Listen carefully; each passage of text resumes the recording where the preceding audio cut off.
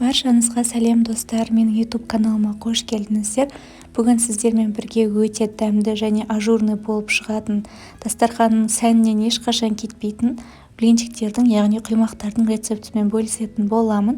Ол үшін менің видеомды соңына дейін көріп, менің каналыма тіркелуді ұмытпаңыз.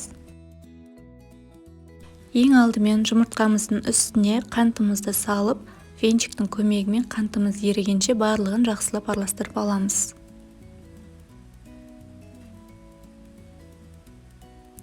Одан кейін сүтімізді қосып отырып, тағы да қантымыз, сүтіміз барлығы араласқанша жақсылап бір араластырып аламыз. Ендігі кезекте ұнымызды еліктен өткізіп отырып саламыз. Еліктен өткізетін себебіміз ұнымыз, яғни түйіршіктен қалмау керек. Ол өте маңызды.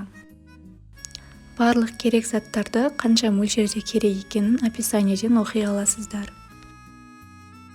Ұнымызды салып болғаннан кейін біраз қасық ас содасын және тұзымызды салып жақсылап араластырып, үстіне шемішке майымызды қосып, қалауыңыз бойынша ванильный сахар қосып, барлығын әдемілеп жақсылап араластырып, 10-15 минутқа тындырып қоя тұрамыз.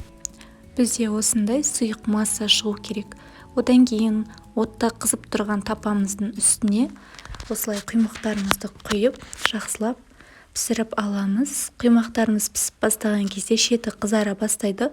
Сол кезде ағаштың немесе силиконовый лопатканың көмегімен жиектерін ашып отырып, аударып пісіріп аламыз.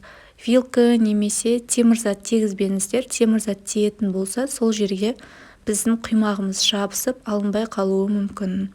Тапамызды майлаудың қажеті жоқ. Мен тапаны майлаған жоқпын, өйткені майламай-ақ пісіруге болады. Ал сіздерде ондай тапа болмаса, тапаларыңызды кішкене сары маймен майлап алсаңыздар болады. Осылай нан мен құймақтарымды әдемілеп сәндеп қойдым. Сіздер өз қалауларыңызша сәндесеңіздер болады.